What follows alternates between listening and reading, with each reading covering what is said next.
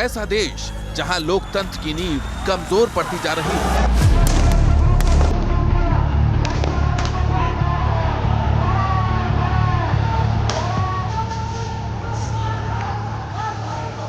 वो मुल्क जो अब कट्टरपंथ की ओर बढ़ रहा है।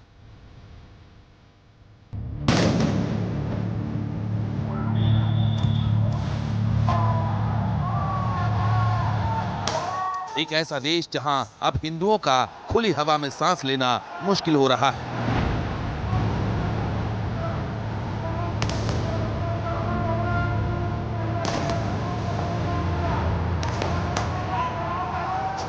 वो मुल्क मैं और मेरा नाम बांग्लादेश। अपने करीब 54 साल के इतिहास में मैंने सिविल और सैन्य शासनों के बीच काफी कुछ देखा है। कट्टरपंथियों का बढ़ता प्रभाव देखा और सरकारों की तानाशाहियां भी देखी, लेकिन आज जो हालात है उसे देखकर मेरा सीना छलनी हो रहा है।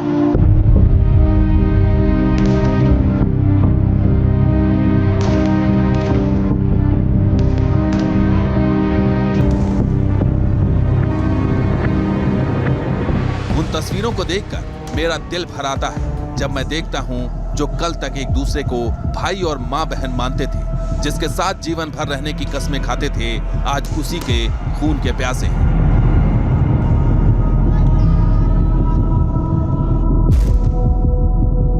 मैं बात कर रहा हूं मुल्क में रहने वाले अल्पसंख्यक हिंदुओं की, जिन्हें 5 अगस्त से शुरू हुई हिंसा के बाद से लगातार निशाना बनाया जा रहा है। ये तस्वीरें इस बात की गवाह हैं कि जिन्होंने अपने पसीने से देश की मिट्टी को सींचा, आज उन्हीं के खून से मेरी छाती लाल की जा रही है।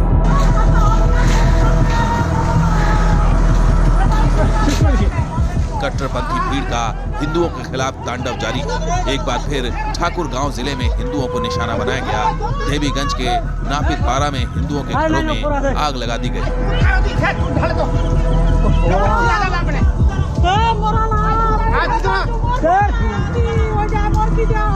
कई घर इस आग में जलकर खाक हो गए। सिर्फ हिंदुओं के घर ही नहीं जलाए जा रहे, हिंदू परिवार की बहन बेटियों पर भी अत्याचार किया जा रहा है।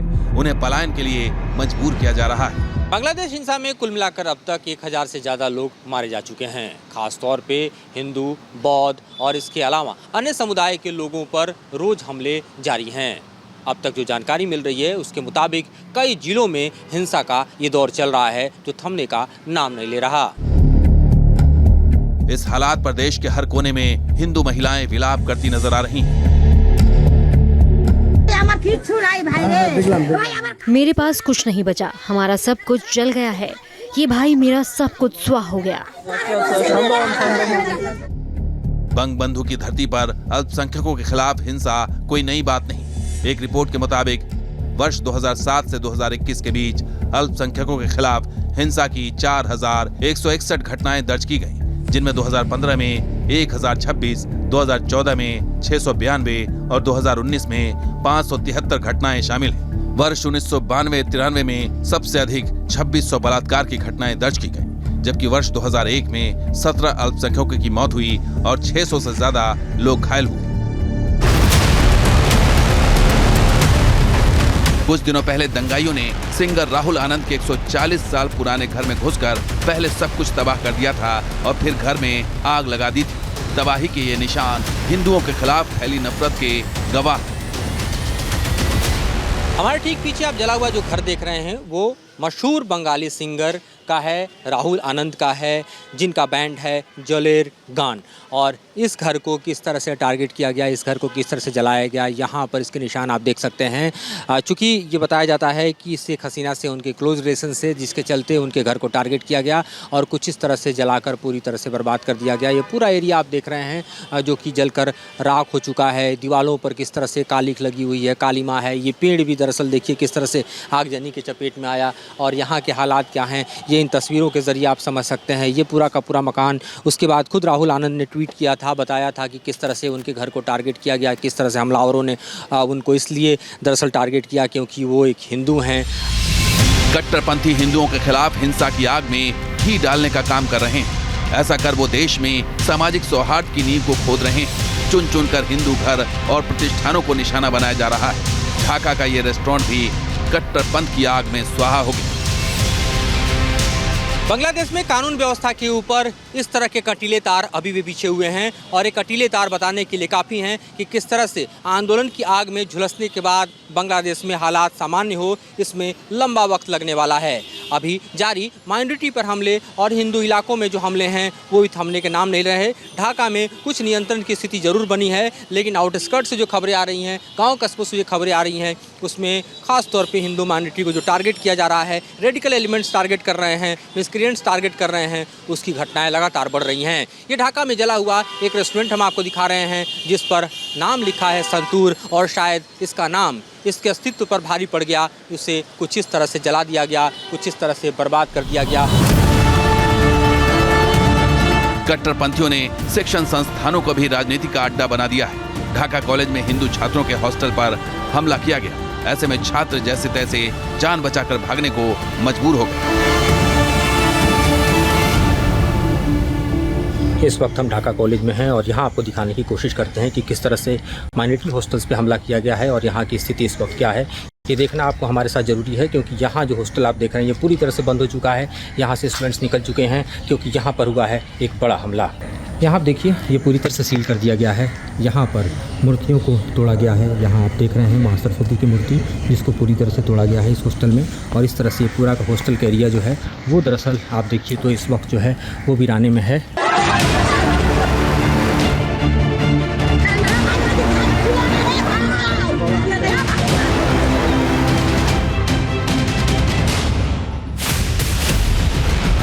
हिंदुओं के सिर्फ घर ही नहीं जलाए जा रहे, हिंदू महिलाओं का यौन शोषण भी हो रहा है। हिंदू समुदाय के लोगों की नौकरियां भी छीनी जा रही हैं।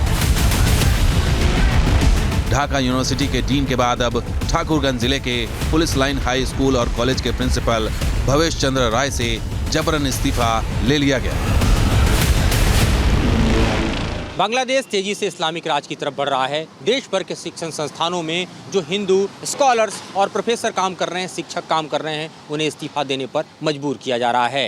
ढाका यूनिवर्सिटी की बात करें तो उसके डीन को कट्टरपंथियों ने इस्तीफा देने पर मजबूर किया। यही हालत होली फैमिली नर्सिंग कॉलेज के सामने आई, जहां पर एक सहायक शिक्षिका को भी दबाव में कट्टरपंथियों के इस्तीफा देना पड़ा। मेरी धरती पर हिंदुओं के खिलाफ बढ़ती नफरत और कट्टरता देखकर मुझे अब बंग बंधु का देश कहलाने पर शर्म आ रही है। मैं ये सोचकर हैरान हूँ कि क्या छात्र आंदोलन की शुरुआत इसलिए हुई थी कि लोकतंत्र को कुचलकर इस्लामिक राज्य स्थापित किया जाए।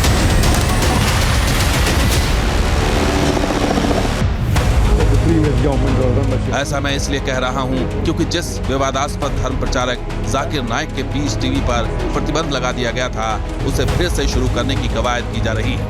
Yet the channel is continuing.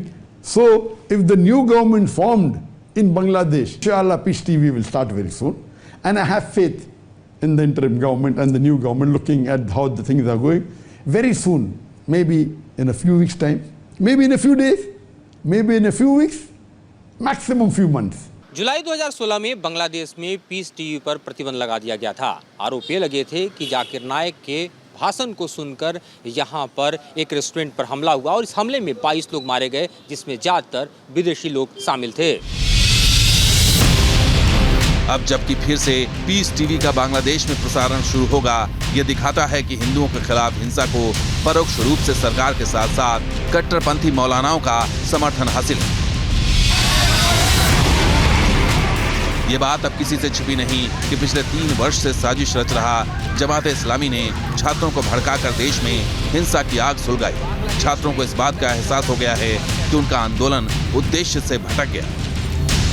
We are hoping that the political scenario will be improved as we have the students, mainly the students have done a lot to make an improvement. বাংলাদেশের ভবিষ্যৎ improve করতেছিল, তো এখনো improve করবে, এই ব্যাপারে কোনো সন্দেহ নাই। কিন্তু কিছু দুষ্কৃতিকারী যারা নাকি সুবিধা ভোগ করতে চাচ্ছে। देश में चल रहे राजनीतिक और सामाजिक उथल-पुथल के बीच सभी यूनिवर्सिटी के मेडिकल स्टूडेंट्स ने नया मोर्चा खोल दिया है।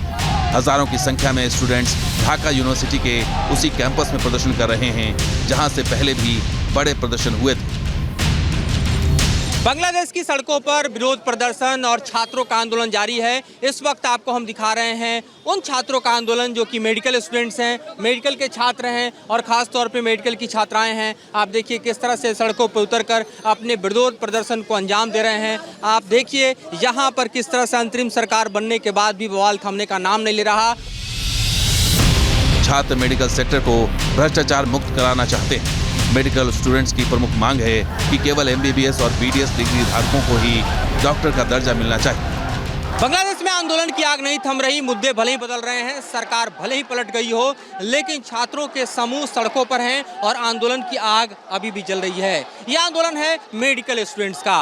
अब यहाँ पर हजारों की संख्या में जुटे जो मेडिकल स्टूडेंट्स हैं वो आंदोलनरत हैं और उनकी मांग है कि जिस तरह से भ्रष्टाचार के जरिए सरकार और व्यवस्था किसी को भी मेडिकल प्रैक्टिस का लाइसेंस दे रही है उसको बंद किया जाए, ताकि जो क्वालिफाइड डॉक्टर्स हैं उन्हीं के पास सिर्फ और सिर्फ प्रैक्टिस करने का हक हो। इस वक्त आप देख रहे हैं अलग अलग मेडिकल कॉलेज से निकलकर यहाँ पर छात्रों का समूह जमा हुआ है। देश की पूर्व प्रधानमंत्री शेख हसीना और उनकी पार्टी अवामी लीग के खिलाफ गुस्सा अब तक शांत नहीं हुआ है। ढाका यूनिवर्सिटी के बाहर शेख हसीना की तस्वीरों पर जूते लटकाए गए।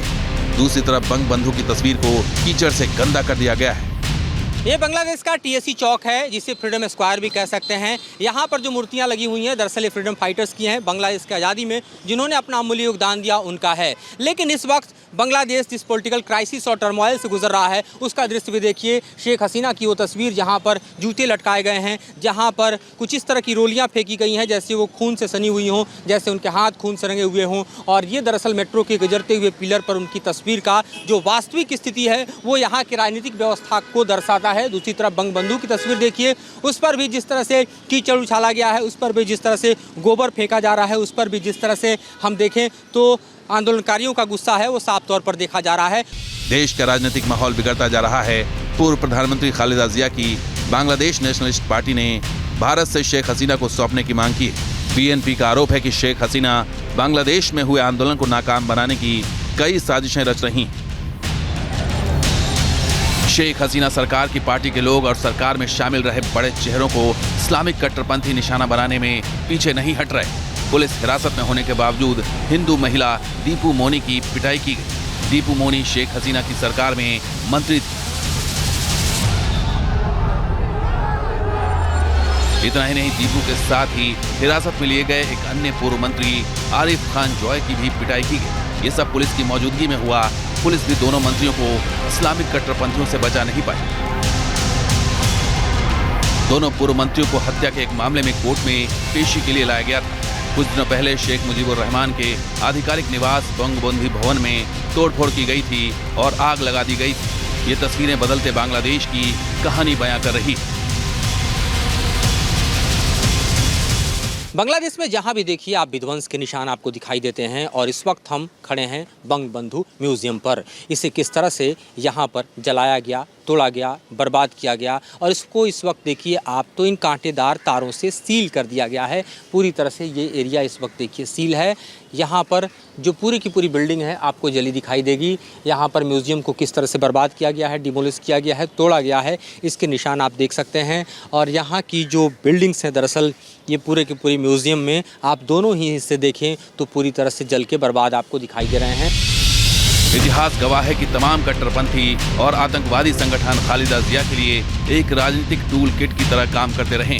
इसी टूल के जरिए शेख हसीना के खिलाफ माहौल बनाया गया और इसके बाद शुरू हुई हिंसा अब तक जारी है। इसके साथ ही जारी है हिंदू आबादी सहित तमाम अल्पसंख्यक समुदाय के लोगों पर अत्याचार।